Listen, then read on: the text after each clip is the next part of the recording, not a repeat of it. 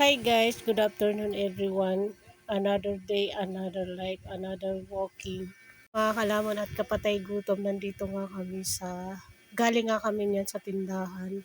Mahal ko yung hipag ko kasi mayroon siyang inutang sa tindahan. Mga kalamon, kapag wala kang pera, pwede kang mangutang sa tindahan. Ano mo din bayaran, obligado ka talagang magbayad ng utang mo. Mga kalamon at kapatay gutom, kasama ko nga yung aking pamangkin na babae. Namin dyan nang hipag ko kasi naglalakad siya mag-isa pataas. Hipag ko nauna na siya sa amin dahil nga inahabol niya yung manghihilot kasi pahaba yung pila doon sa papagamot kasi ako sa albularyo. Kaya guys, habang naglalakad nga kami, tawang-tawa nga kami dyan kay Bridget kasi nga paikay ka na sa lakad kasi patukad yan, hinihingal na siya. Kargay ng kapatid kasi gusto daw maglakad.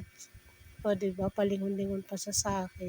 So ayan na nga guys, obligado nga akong i-voice record to kasi nga maingay kami dyan ng kasama ko. Talaga yung maingay kapag nag-upload ka sa YouTube. Talaga itong i-voice record kasi ayan, tuwang-tuwa nga ako dito sa pamangkin ko dahil ang lakas niya maglakad pataas. Bino-voice record ko nga ito mga kalaman at kapatay gutom, nauubo ako dahil nga sa mausok yung tutuan namin dahil sa kahoy kami nagluluto. Tapos yan, linuloko ko nga sa dyan dahil nga sabi ko bilisan mo kasi pa yung pupuntahan natin. Sabi ko nga sa kapatid niya, kargahin niya na kasi nga mahirap So ito na nga mga kalaman at kapatay gutom. Nakaharap na nga si Bridget sa akin. Lingon-lingon siya, hindi ko alam kung saan ang titingin niya. Yan, lumalakad pa rin sa pataas kasi ayaw nga kargahin ng kapatid. Kayo mga kalaman at kapatay gutom dahil nagbo-voice record nga tayo, yun yung pinakaayaw ko sa lahat, yung nagbo-voice record kasi namamaot sa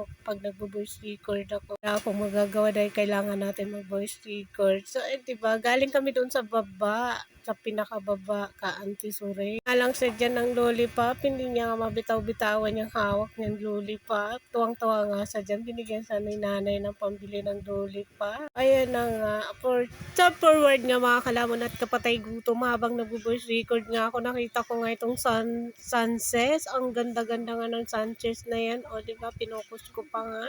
Biglang dumaan yung pamangkin ko sa sunset. Doon yung dalawa kong pamangkin. O diba, pasayaw-sayaw pa nga sa dyan. Daan siya dyan sa Sanchez na yan. Forward nga mga kalamon at kapatay gutom. Ayun pa rin, naglalakad pa rin kami papunta doon sa manggagamot. Galing kami sa tindahan. Palingon-lingon nga sa akin si Bidje.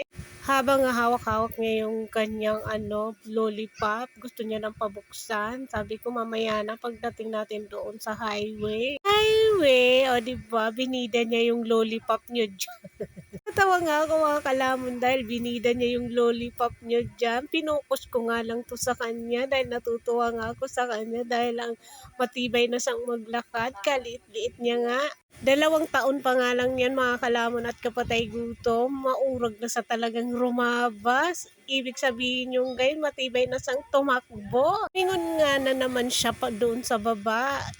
Siguro sa loob-loob niyan, layo-layo na ng pinanggalingan namin. O diba, tinignan niya yung pinakababa. Guys, kapag pupunta ka ng tindahan, kailangan mo pang maglakad ng pakalayo. Layo kasi dito guys yung tindahan at mga kabahayan. O diba, yung dinadaanan nga namin halos wala diyang bahay. Itang bahay na dadaanan.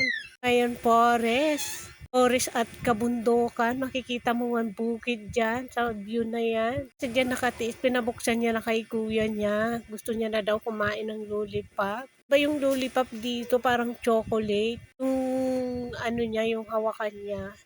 Hindi siya yung stick talaga na matigas, malambot siya mga kalamon. Tapos ayan guys yung sanchez niya. Pataas na nga yan ng pataas dahil nga nihingal na nga si kalamon nyo. Hingal na hingal nga ako dyan. Sabi ko nga dyan, malapit na tayo sa highway. Dito guys sa daanan na simentado. So guys, simentado na yung daanan namin. Papunta yan doon sa pinakataas-taasan, sa kabundukan. Ayan guys, yung hindi ko alam kung ano yan. Hindi ko alam kung ano yung tambak na yan dyan. Tapos may tinuturo nga ako dyan guys na papunta daw yun doon sa taas. Tapos ito naman papunta naman doon sa sa sentro, itong daan na 'tong binabaktas namin ng mga pamangkin ko, na kami niyan diyan sa ano, manggagamot.